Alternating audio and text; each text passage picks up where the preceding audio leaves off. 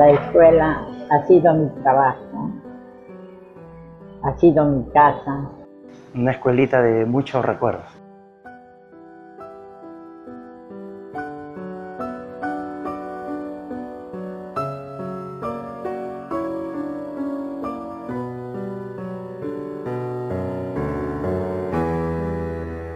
El abuelo siempre decía que conversar con los hijos es difícil, porque no dicen nada nuevo. Pero siempre me he preguntado si el abuelo sabía conversar, si su interlocutor tenía el mismo nivel, si lo único que los estrechaba era la lengua, no la edad o los privilegios, no las jerarquías. Para papá, en cambio, conversar era el juego alternado de oír con ánimo de comprender y de ratificar mediante nuestras propias palabras lo que habíamos entendido de nuestro interlocutor. Ha transcurrido más de un mes desde que papá se fue. La casa y nuestras vidas nunca serán las mismas. Papá se ha ido y en los delicados dedos de mamá es posible transparentar la lenta agonía que la queja. Hoy, que he salido a caminar con mi pequeño hermano José María, al cogerlo de la mano he sentido de golpe el vehemente modo en que la mano de mi padre recorre conmigo toda su infancia. La mano de mi hermano guarda intacto el calor de papá. Aquí está, llevándome mis clases de pintura, al cine, a mi nuevo colegio en el sur de la ciudad. Aquí está ahora conduciéndome al Minerva, su antigua y desaparecida escuela, ese pedazo de historia que constituye una herida abierta en el corazón de los chimbotanos que habitaron sus aulas desde mediados de los años 50. En el año 1957 comienza a funcionar con alumnos, la mayor parte de la familia. Don Arsenio ha sido un hombre bien estricto, muy estricto con los alumnos. Porque decía que el profesor debe dar el ejemplo en la llegada.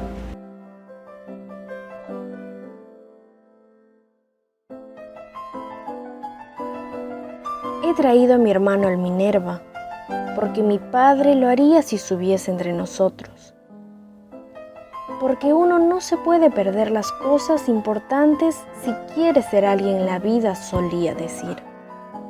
Todavía lo escucho hablar de madrugada, mientras recoge el agua en el bidón y los baldes. Aún nos abriga en los crudos inviernos, nos cuenta sus ilusiones respecto a nosotros, su callada forma de ocultar la dura existencia que tuvo, los sinsabores de la vida.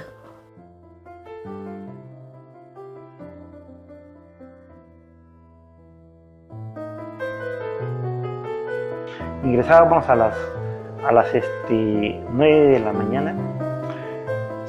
El recreo, 10 y media más o menos, 12 salíamos, veníamos a casa a almorzar y a las 2 de la tarde regresábamos hasta las 5 de la tarde que salíamos. Y de lunes a sábado. Pero de lunes a viernes era tarde y mañana y el sábado solamente estudiamos hasta mediodía. En esa época se usaba el uniforme, zapatos bien lustrados, bien ordenado el uniforme, la disciplina, ¿no? Íbamos al patio, cantábamos el himno nacional y de ahí cada quien se dirigía a sus aulas. Y con el profesor hacíamos las oraciones antes de empezar la clase. Al ingresar a esta antigua escuela nos hemos quedado en silencio. 60 años atrás, aquí habitaron la alegría y el calor, la juventud y la esperanza. Al ingresar a la dirección del plantel, el alma se me ha desbordado como un vaso de agua que ya no basta para contener el líquido. Los objetos que hemos hallado me han herido los ojos. Con ellos ha empezado a flotar mi imaginación y un espíritu desatado de la materia se ha echado a correr por las aulas vacías y hediondas donde en vano pretende sumergirse y aislarse de la luz y el horizonte.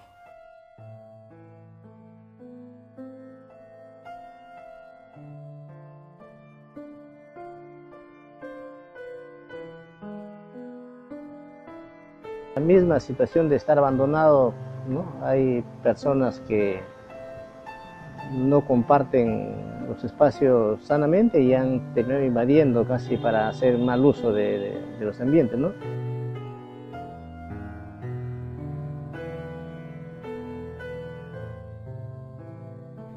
Recorremos ahora un espacio sin límites ni fondo, un océano de voluptuosidad indefinible.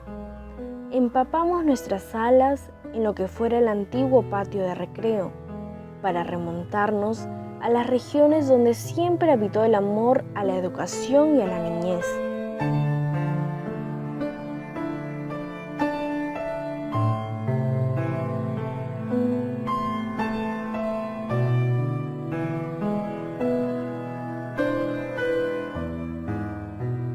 No asistía a buscarlo a su casa,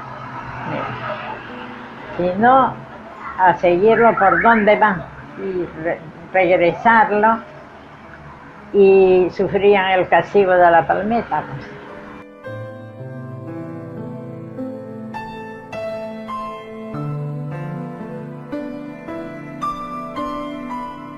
¿De qué sirven el poder y la riqueza si una víbora enroscada en el fondo del corazón todo lo devora?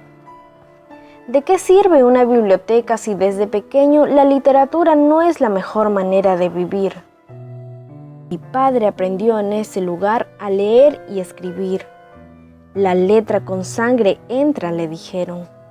Y fue en los libros de este estante donde descubrió lo que era el hombre.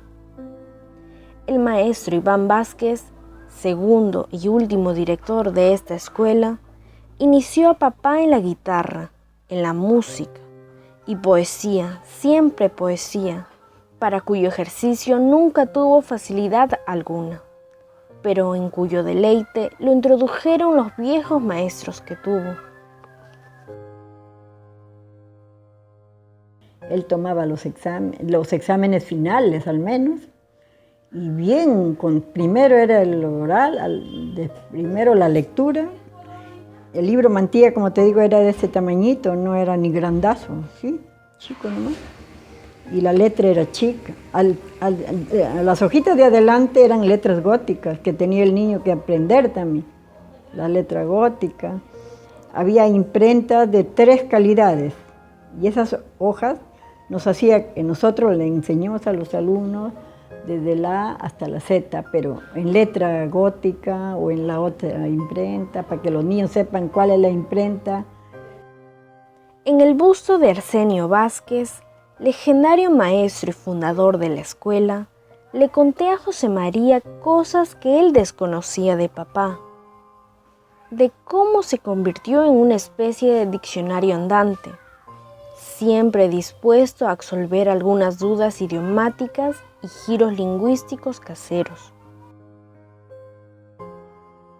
Papá nos habituó a hacer de la lectura y el humor negro ingredientes indispensables para hacer llevaderas las penas y carencias del destierro, porque éramos y aún somos desterrados, lo que es peor, en nuestra propia tierra. Mitad en serio, mitad en broma, en el Minerva, papá se entrenó en distinguir alejandrinos de octavosílabos un día, para pasar luego a armonizar semifusas y corcheas. Aquí se empeñó en aprender los nombres de los países árabes y de sus presidentes, a reconocer los rostros de arguedas en las revistas que la Biblioteca Nacional del Perú remitía a la escuela, a recordar hechos de Cáceres, Grau o Piérola, y hasta repetir de paporreta alguna que otra adivinanza que ingresaría años más tarde a casa en los tiempos en que ya habíamos nacido y aventábamos el biberón después de haber consumido la totalidad de la leche.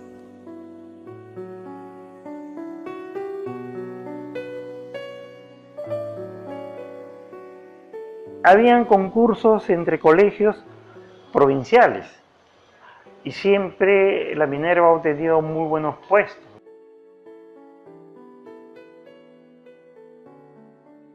Papá siempre decía que los últimos serán los primeros, que sin lectura la vida no vale nada. En estas aulas aprendió a leer en voz alta. Fue un largo y penoso discurrir de sílabas contadas, de reflexiones vocálicas, cadencias e impostaciones. Hasta con la respiración tenía que ver el asunto. Felizmente para nosotros no fue tan complicado aprenderlo. A la mano tuvimos un modelo irreprochable en nuestra propia casa. No se trata de memorizar sílabas ni la frase entera, ni siquiera de recordar la cita completa. El asunto es saberlo decir. Hoy que recorremos estas aulas desvencijadas, este colegio abandonado y convertido en fumadero, soy consciente del origen de mi mejor pasión, de mis deudas pendientes con la oralidad, con la vida.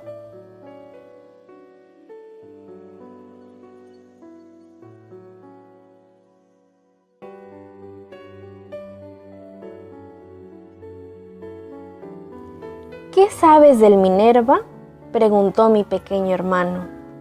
Y entonces recuerdo las reuniones en casa, donde viejos maestros y exalumnos tertuliaban nostálgicos delante de un café. Aquí, desde el segundo piso de la abandonada escuela, es posible otear el horizonte. ¿Cómo habrá sido la enseñanza en el tiempo de papá? ¿A qué maestros le debe los mejores años de su vida? ¿Por qué la educación pública se encuentra como se encuentra? ¿Acaso la destrucción, las ruinas de esta escuela son una metáfora de cómo están las cosas? Acá muchos alumnos que en otras escuelitas eran relajados, como decía Iván, acá venían y tipo militar, porque Arsenio Vázquez era un hombre muy ordenado, muy recto, ¿no? Entonces acá primaba la palmeta y la letra con sangre entraba, ¿no? Esa es la educación de esos años. Al venir al Minerva, al recorrer el camino y desandar los pasos de papá, el horizonte es la esperanza. Y la esperanza se nombra con el sol de los amaneceres y bajo las nuevas lecturas. Lo importante es que esa esperanza sea compartida con quienes amamos, con quienes nos acompañan en el mismo camino e incluso por los que andan por caminos equivocados. Papá decía que lo imprescindible era caminar imaginando, creando cosas, observando atentos. Papá está muerto, pero siempre vivirá con nosotros. El Perú es la enumeración de cosas que no hemos alcanzado todavía. ¿Cuánto nos falta por andar?